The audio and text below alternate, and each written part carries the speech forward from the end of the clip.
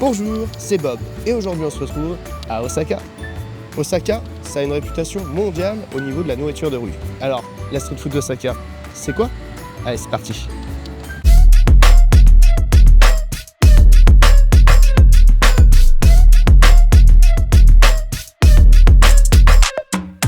On est précisément à Dotonbori, la rue commerçante où il y a le plus de restaurants à Osaka.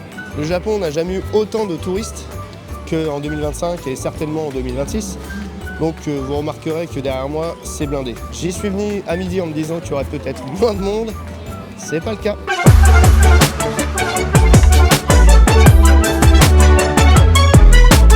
L'un des plats phares de la street food d'Osaka, c'est bien évidemment le takoyaki. Les takoyaki, qui veut dire poulpe grillé, c'est des petites boules de pâte avec du poulpe à l'intérieur, de la sauce, de la mayo et des copeaux de bonite séchés sur le dessus, katsuobushi. Le problème de Dotonbori un petit peu, c'est que c'est un peu plus cher, entre 30 et 50% plus cher que les autres quartiers.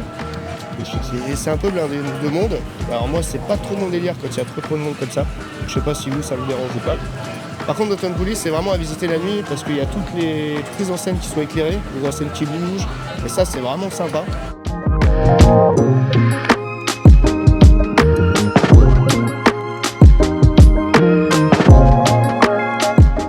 Donc, je vais bien évidemment prendre des takoyaki. Alors, il y a plein de restos aussi. Il faut faire attention parce que des fois, c'est à l'étage. C'est ça le Japon. Des fois, c'est en sous-sol, des fois, c'est à l'étage. Il faut bien regarder. Et mais ici, je sais pas combien de restos au mètre carré, mais ça fait beaucoup. Alors bien évidemment, il n'y a pas que les trucs phares de Osaka, vous pouvez trouver plein d'autres classiques. Il y a des sushis, il y a du wagyu aussi, pas mal. Mais je vous déconseille de venir manger du wagyu ici, parce que c'est vraiment plus cher. Standard takoyaki, onegaishimasu. Bien évidemment, les takoyaki, on a fait la recette sur la chaîne. Je vous invite à aller la voir. Arigatou gozaimasu, avec du katsuobushi. Alors attention, si vous mangez des takoyaki, faites super gaffe parce que c'est super chaud. Je sais pas pourquoi les Japonais, ils adorent les trucs ultra chauds. Alors bien sûr, je vous mets la recette en épingle et en plus dans la description. Alors il faut une petite poêle pour les faire, une poêle trouée. Mais il y en a à Satsuki. Si jamais vous n'en avez pas, bien sûr. C'est trop bon. Alors il y a quand même un peu moins de monde que le soir. Hein. Mais si vous n'êtes pas agoraphobe, faites-le le soir, c'est vraiment cool. Par contre, c'est vraiment pas donné. Hein. Là, j'ai payé 680 yens. J'ai pas dit itadakimasu. Tant pis. Très important, si vous faites n'importe quoi au Japon, et qu'on vous demande d'où vous venez, vous dites que vous êtes américain. Ça passe mieux. Un autre truc super cool de Dotonbori, c'est qu'il y a des poubelles tous les 20 mètres. Parce qu'au Japon, les poubelles, c'est toujours compliqué. Une autre spécialité de la ville d'Osaka, c'est l'okonomiyaki, version Kansai, parce que sinon il y a la version Hiroshima, qui vient de Hiroshima. Mais là, du coup, c'est un peu plus cher. Vraiment, là, c'est 1380 yens la okonomiyaki. Donc on va peut-être se déplacer. Et d'ailleurs, un peu comme dans toutes les rues un peu trop touristiques, il suffit de faire 20 mètres et d'aller dans une petite ruelle pour qu'il n'y ait plus personne. Là, on a fait genre 30 mètres. Et on est dans un petit resto qui a l'air bien sympa. Donc il y avait à faire directement sur la plancha devant nous. Je ne lui ai pas encore demandé si on pouvait filmer, mais ça je vais le faire. Je pense qu'on va se régaler. C'est 400 yens de moins qu'à Dotonbori. Les okonomiyaki sont des sortes de gros pancakes à base de choux mélangés avec de la pâte. Il existe plein de garnitures différentes. Okonomi veut dire ce que vous aimez et yaki, grillé. Donc vous pouvez mettre ce que vous aimez dedans. La recette de base est avec des lardons, de la cébette et des tranches de poitrine de porc. Avant de venir à Osaka, on était pas loin de Hiroshima, on était à Shin-Hiroshima. Et on est allé dans un petit resto avec une petite mamie qui, elle, par contre, elle préparait le okonomiyaki avant et elle nous apportait sur la planche. Donc ça gardait juste chaud, elle préparait pas devant nous, quoi. Et là, c'est cool. Bon, j'ai déjà les takoyaki sous l'estomac, donc je vais essayer de tout manger. Donc voilà, ça c'est la version Kansai, donc tout est mélangé. La version Hiroshima, on met petit à petit les ingrédients, et puis il y a des nouilles en plus, il y a un œuf. Mais il y a les deux recettes sur notre chaîne YouTube, donc n'hésitez pas à aller les voir. Pareil, je vous mets en description la version Hiroshima et la version Kansai.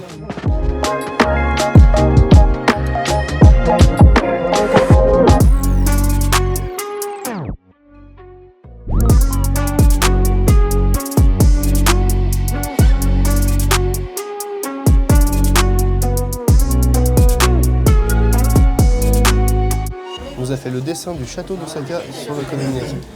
C'est trop bien. Ça, c'est méga stylé. Faut couper avec la petite spatule, clac, clac, clac, on se sert dans son assiette. Ça a l'air ouais, très très chaud. Je vais attendre un peu. Les gens comme moi, qui craignent énormément le chaud, en japonais on dit nekojida. Ça veut dire que j'ai une langue de chat. Je crains le chaud. Du coup, je suis un enfer pour les japonais. C'est-à-dire que quand je vais dans un resto de ramen, bah, je mets 2 heures à manger parce que c'est trop chaud. L'okonomiyaki, ça va être pareil. Mais je vais essayer de me dépêcher quand même. Tadakimasu.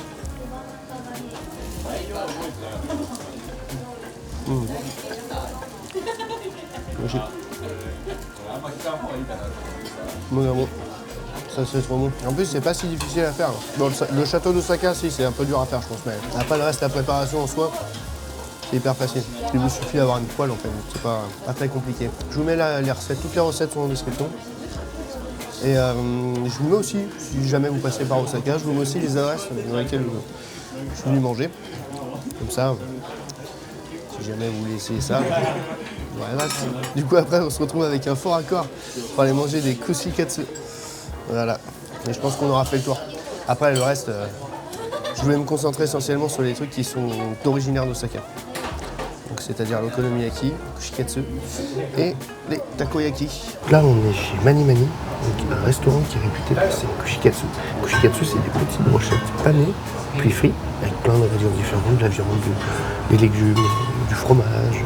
Donc là j'en ai commandé quelques-unes. Je parle doucement parce que je voudrais pas déranger les autres clients. Alors le kushikatsu c'est originaire d'Osaka, plus précisément du quartier de Shinsekai.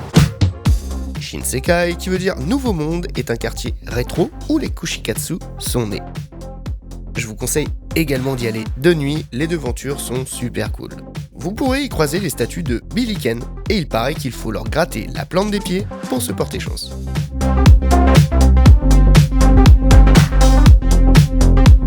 Donc là on n'est pas à Dotonbori. Ah oui, j'avais complètement oublié de vous préciser que Dotonbori c'était blindé de touristes.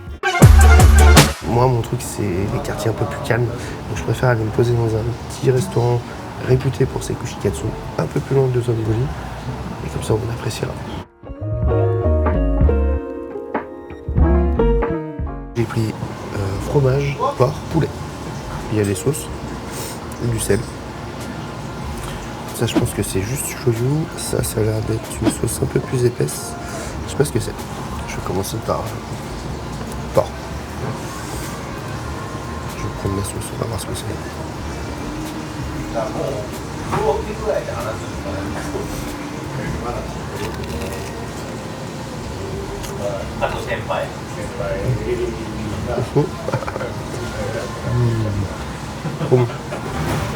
On dirait tonkotsu sauce. Ça.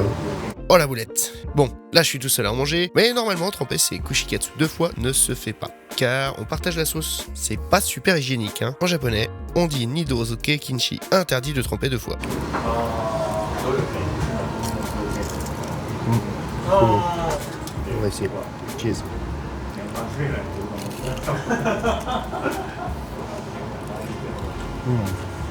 Bien fondant. C'est un truc léger. C'est du cheddar. Ça c'est nukazuke. Alors ça, nukazuke, c'est des légumes marinés dans du nuka, le son de riz, qui est récupéré après le polissage. Ici, il y a du daikon, radis blanc, des carottes et du concombre. Les filaments noirs au-dessus, c'est du shiokombu, des algues kombu avec du sel. Bon, les derniers, j'ai pas essayé avec du sel. C'est après.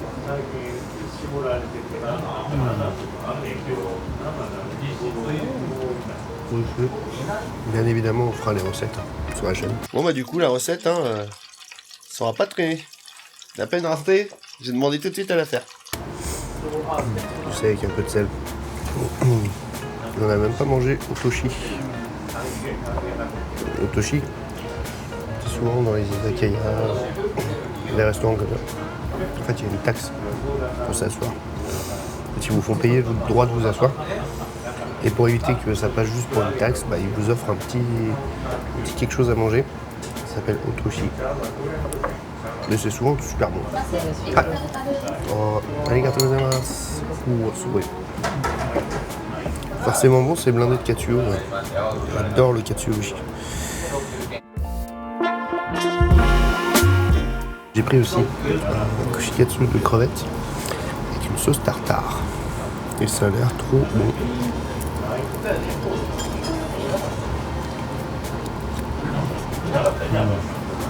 Bon.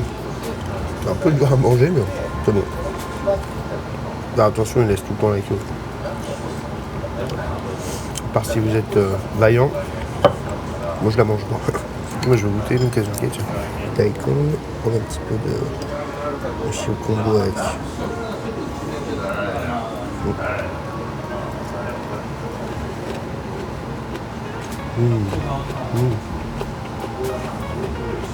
On dirait de la pomme. Mais vraiment.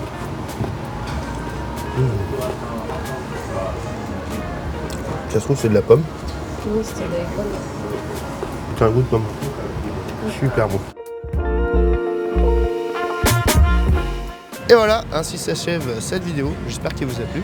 Je voulais pas faire un truc trop long, donc je voulais vraiment vous faire découvrir au moins les 3 grosses spécialités d'Osaka. Il y a aussi Kitsune Udon qui était une spécialité d'Osaka, mais c'est pas vraiment de la street food, donc bon, je vais pas montrer. Mon petit conseil, évitez la grande rue principale et allez dans les petites ruelles derrière. Ça sera toujours un petit peu moins cher et il y aura moins de monde. Et surtout, évitez le Don Quirote qui se trouve derrière moi, qui est absolument hors de prix. Ah, et évitez celui de Kyoto aussi, qui est hors de prix également. Merci d'avoir regardé cette vidéo. N'hésitez pas à vous abonner si elle vous a plu. Et moi, je vous dis à la prochaine.